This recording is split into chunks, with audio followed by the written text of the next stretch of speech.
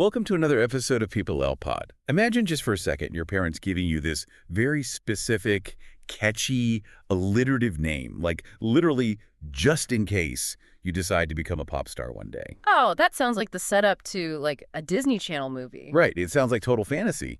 But what happens when that kid actually grows up, does exactly that, and then realizes that the traditional pop star mold doesn't fit her reality at all? Well, it creates this tremendous amount of cultural friction. You get an artist destined for this highly polished industry, but who just aggressively rejects the packaging. Exactly. So today's deep dive is into Reneé Rapp. Yeah. She's a powerhouse American singer-songwriter and actress. Yeah, she exploded onto the scene as Broadway's ultimate mean girl, pivoted to TV, and then decided to just rewrite the rules of modern stardom. Completely on her own terms through her music. And we're talking about this because Reneé represents a massive shift in celebrity culture. She really does. She's part of this new generation that they actively reject the PR perfect image. Yeah, they trade that untouched persona for raw authenticity. She openly talks about her mental health, her sexuality, and, the grueling toll of the entertainment industry. Right. She puts the messy parts right on center stage. But to understand how she dismantled that mold, we have to look at how quickly she was shoved into it. Let's go back to Huntersville, North Carolina. Okay. Her parents, Charles and Denise, they literally chose the name Reneé Rapp because they thought it would look good on a marquee. That is, talk about manifesting. Right. They were manifesting it from day one, and she showed promise super early. But it wasn't just theater, right? Like at Hopewell High School, she was heavily into the theater program, but she also played on the varsity women's golf team. Yes. I love that contrast so much. It's totally wild. The discipline of varsity golf paired with, belting out show tunes? It shows serious competitive stamina. So she eventually transferred to the Northwest School of the Arts to hone her craft. And her theater teacher there, Corey Mitchell, noted something really specific about her. What did he say? He said she had this distinction because, quote, there is a difference when that vocal ability is coupled with sincere emotions that can move an audience. Yeah. Anyone can be trained to hit a note, but making people feel it, that's pure instinct. Exactly. And in 2018, that instinct just launched her. She won Best Actress at the Bloomy Awards for playing Sandra in Big Fish. And that's like Charlotte's premier musical theater award, right? Yeah, and that regional win sent her straight to the Jimmy Awards in New York City. Which, for those who don't know, the Jimmy Awards are essentially the Oscars for high school musical theater. The talent pool is it's astonishingly deep. Okay, let's unpack this, because the context here really matters. Imagine being an 18-year-old kid, flying to New York, and being thrown into a room with 40 of the most hyper-talented kids in the country. The pressure must be suffocating. It's gotta be. But she doesn't just compete. She wins Best Performance by an Actress, gets a $10,000 scholarship, and blows the roof off the place. It's like a high school athlete getting drafted straight into the majors. Yes, and the industry noticed instantly. Laura Benanti, the actress who presented the award, literally stood on stage and said, "I will never be as confident as that 18-year-old. Wow. And that perceived bulletproof confidence is what drove her early narrative. Yeah. Because that's what landed her the role of a lifetime. Yeah, the timeline is dizzying. 2018, she's in high school. By May 2019, at just 19 years old, she's cast to take over as Regina George in the Broadway musical Mean Girls. We really need to underline how rare that is. A leading role on a massive Broadway production at 19. It requires a level of stamina most performers spend a decade building. Doing 8 shows a week. Right, your body is practically a machine. And it wasn't a quiet entrance. In June 2019, she performs at Green Room 42, which is this intimate cabaret space in the theater district. Oh yeah, where all the Broadway elite hang out. Exactly. And she gets introduced by Tina Fey herself. The creator of Mean Girls. Yes. It's this surreal Cinderella moment. She's at the absolute pinnacle. But then March 2020 happens. Right, the COVID-19 pandemic. The pandemic shuts down Broadway, and eventually the Mean Girls production closes for good. What's fascinating here is what was actually happening beneath the surface of this massive achievement. When the world stopped, she finally had a moment to breathe. And the reality came to light, right? Yeah. Reneé later revealed that the Mean Girls Broadway environment caused her severe anxiety. And even worse, it drastically exacerbated an eating disorder she was struggling with. Wait, I have to push back a little here. From the outside, this is the ultimate success story. She was handed the keys by Tina Fey. How does it turn toxic so fast? Well, it comes down to the mechanics of the industry.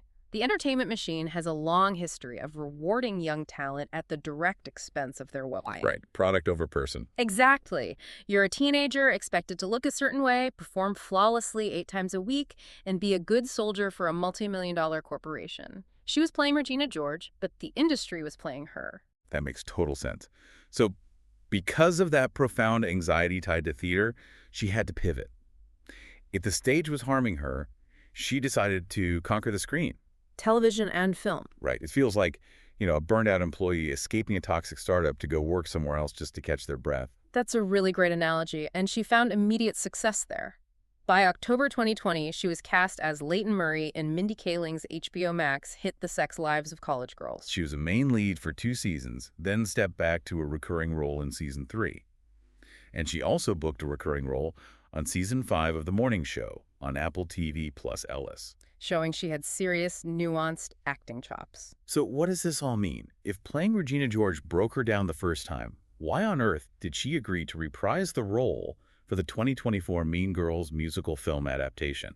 It seems contradictory, right? Why go back to the source of the trauma? Yeah, exactly. But you have to look at how she approached the film. It wasn't a retreat, it was a reclamation. Walk me through that. How does that work in practice? On Broadway, she was an unknown 19-year-old trying to fit into a machine. She had zero leverage.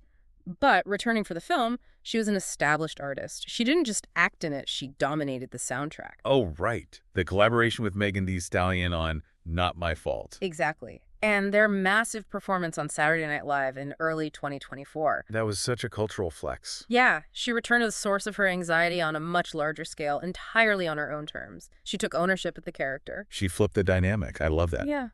But even with that on-screen success, acting was ultimately a detour.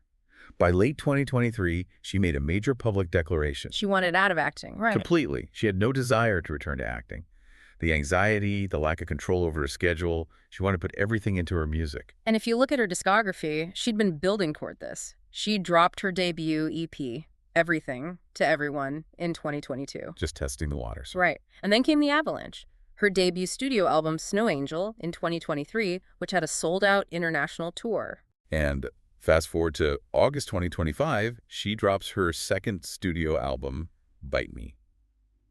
The lead single, Leave Me Alone, was a huge hit. She even performed it at the AMAs. And for those who haven't heard her sound, it's this blend of pop, R&B, and pop rock, but anchored by these incredibly powerful mezzo-soprano vocals. Let's define that really quick. A mezzo-soprano means she has this rich, heavy middle range. It's not light and airy, it's edgy. Precisely, and her influences tell you a lot. She credits Beyoncé as the literal reason she knows how to sing. Which is a high bar. Very high.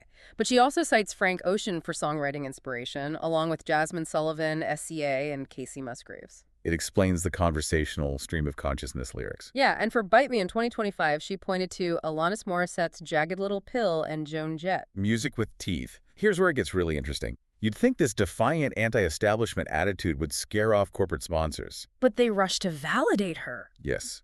In February 2025, L'Oréal Paris, a massive mainstream beauty brand, made her a global ambassador. That's a fascinating pivot for a heritage brand. I thought, is this just corporate co-opting?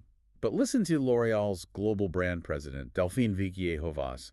She said she was, quote, touched, seeing young people at her Paris concert, believing in her honesty and kindness, and feeling understood by her. L'Oréal is recognizing a shift. In the 90s, the PR machine sold CDs to a monoculture. You had to be inoffensive. But today, the internet is fragmented. So relatability is the only way to build a community. Exactly. L'Oréal isn't buying a polished billboard. They're buying into the deep, uncancelable trust Reneé built with her honesty. And that honesty isn't a gimmick. It's her personal life. Take her sexuality. She's fiercely open about it. Identified as bisexual in 2022, officially came out as a lesbian in 2024. She hasn't hidden her relationships behind publicists either. No. She dated Broadway actor Antonio Cipriano, then TikToker Alyssa Carrington. And then that highly publicized debut with British musician Toa Bird at the 2024 Vanity Fair Oscar party.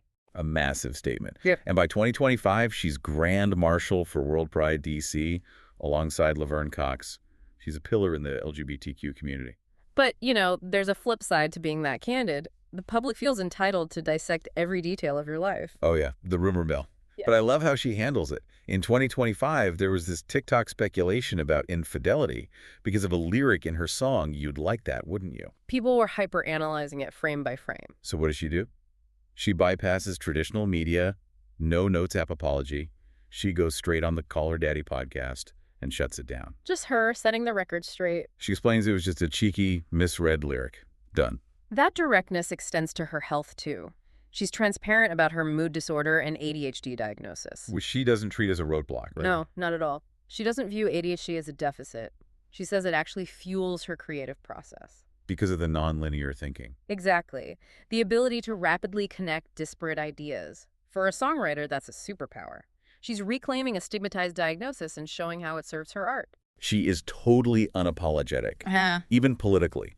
There's this quote she gave The Guardian where she stated, "I've never asked for the approval of conservative white bigots." Wow. Now, obviously, we aren't taking sides here, but it perfectly illustrates her refusal to play the neutral pop star game. If we connect this to the bigger picture, Reneé represents the death of the perfect pop star. The old playbook was to be universally appealing. Never alienate anyone. Right. But by doing the exact opposite, putting her flaws, disorders, and controversies front and center, she creates a deeper, more resilient bond with her audience. It's a completely different paradigm of fame, which brings us full circle to Charles and Denise in North Carolina. They named her just in case she became a pop star. Well, they got one. They did, but she redefined what that title actually means. She's not a manufactured product. She's this talented, flawed, resilient human who commands the stage on her own terms. Going from an 18-year-old surviving Broadway's mold to an artist writing her own rules. It's remarkable. And it leaves you with something to ponder. In an era of relentless social media scrutiny, is radical, unfiltered honesty, like Renee's, the only way for a modern celebrity to survive? Or is it just a new kind of performance in itself? That is the defining question of modern fame, really. Thanks for listening to Peep Pod. Keep tuning in for more stories worth knowing.